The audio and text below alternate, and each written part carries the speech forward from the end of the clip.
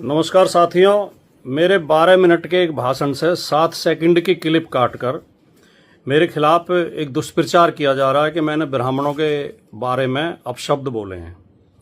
सबसे पहले तो मैं बिना शर्त, बिना इफ एंड बट के, बिना लाग लपेट के, अगर मेरे इन शब्दों से किसी ब्राह्मण भाई को बुरा लगा है, उनके दिल को आघात पहुंचा है, उनका दिल दुखा है, तो मैं बिना शर्त माफ़ी मांगता हूं। मैं उनसे कृतज्ञ होकर हाथ जोड़ के माफ़ी मांगता हूं कि मेरा ऐसा कोई इरादा था नहीं और कभी होता नहीं है। मैं समाजवाद की विचारधारा पर चलने वाला व्यक्ति हूं। जो सच्चा समाजवादी होगा वो कभी किसी जाति या धर्म को अपमानित नहीं करेगा, किसी जाति धर्म के खिलाफ कोई शब्द नहीं बोलेगा।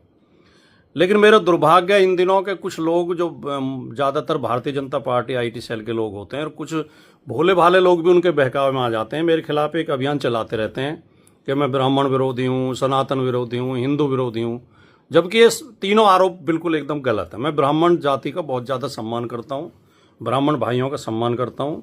ब्राह्मण समाज में एक से एक विद्वान, एक से एक राष्ट्रभक्त, एक से एक वीर योद्धा और बुद्धिजीवी पैदा हुए हैं।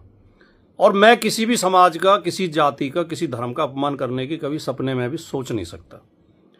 है क्या कि दिल्ली में एक कार्यक्रम था जवाहर भवन में। एक हमारे मित्र हैं अली अनवर जी, जो राज्यसभा सदस्य रहे हैं, जेडीयू के बड़े नेता रहे हैं। उनके बेटे ने और उनकी बहू ने, रफरफ अंसारी और जावेद अनवर ने, एक किताब लिखी है जाति और सांप्रदायिकता के विषाणु।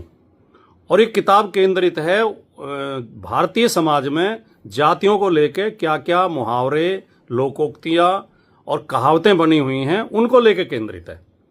तो इस किताब को विमोचन था जवाहर भवन में 5 तारीख को, 5 मई को। और उसमें मेरे साथ श्री योगेंद्र यादव जी और अपने ये थे प्रोफेसर रतनलाल जी और आशुतोष जी और शीबा असलम फहमी जी, ये कई लोग शामिल थे उसमें कार्यक्रम में।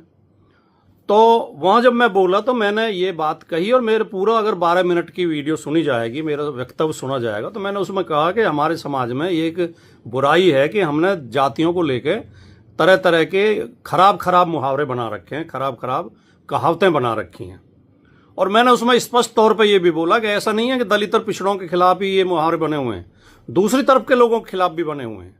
हमारे लोग भी उनके खिलाफ ऐसे ऐसे भद्दे वो बोलते हैं। तो ये गलत है। मैं उसका विश्लेषण कर रहा था, मैं उसका खंडन कर रहा था। और मैंने जब 2 उदाहरण दिए, तो पहले जो गुर्जर यादवों के खिलाफ एक वो कही जाती है, वो मैंने बोली कहावत कि गुर्जर अहीर कंजर, कुत्ता बिल्ली बंदर, ये 6 ना होते तो खुले किवाड़ों से होते। मैंने कहा ऐसे हमें लोग ऐसे कह के ताना मारते थे, मजाक करते थे हमारे साथ, हमें बुरा लगता था। फिर मैंने एक सज्जन को कोट किया कि उन सज्जन ने ये ब्राह्मण संबंधी ये दोहा बोला जिसमें ब्राह्मण का और वैश्य का जिक्र आता है, जिसे लेकर लोग नाराज हैं। और मैंने साथ के साथ ये कहा कि मैंने ये कभी जीवन में बोला नहीं, क्योंकि मुझे बहुत खराब लगा। उन्होंने मुझसे कहा था कि तुम ये सुना दिया करो। मैंने कहा मुझे इतना खराब लगा कि मैंने कभी बोला नहीं, और ये गलत है बिल्कुल, जो ये ऐसा नहीं होना चाहिए। तो मैंने ये पूरा मेरा वक्तव्य है, ये पूरा भाषण ये है। इन ऐसी गंदी मुहावरे, गंदे जो मुहावरे हैं, गंदी लोकोक्तियाँ हैं, गंदी कहावतें हैं, उनके खिलाफ हम बोल रहे थे, उनके समर्थन में नहीं बोल रहे थे। अब उसमें से लोग क्या कहते हैं, वो महाभारत में कि अश्वत्थामा मारा गया किंतु हाथी को काट देते हैं, अश्वत्थामा मारा गया। तो मेरा पूरा वक्तव्य ना सुनवा गया, उसमें से एक क्लिप 7 सेकंड की क्लिप निकाल के, जिसमें खाली वो दोहा है, और उसे ऐसे कह के पेश कर रहे हैं कि मैंने ये ब्राह्मणों के खिलाफ बोला है। और मैं स्वीकार करता हूँ कि बहुत खराब दोहा है, वो बहुत गंदा दोहा है, बहुत अपमानजनक है। तो मैंने उसका जिक्र किया। अगर इसमें भी मुझसे मेरी गलती थी कि मैंने जिक्र किया, तो भैया दोबारा माफ़ी चाहता हूँ।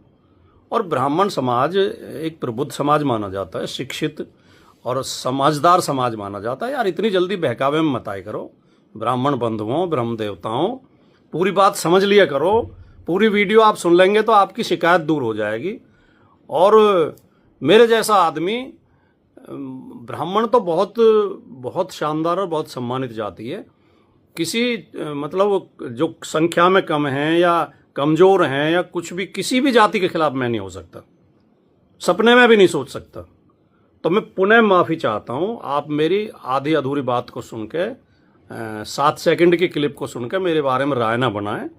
और ज़रूरी समझें तो पूरी क्लिप सुने। और मैंने अपने फेसबुक पेज पे वो क्लिप भी डाल दी सुबह और उसकी सफाई भी डाल दी है, तो कृपया इस बात का ध्यान रखें। नमस्कार।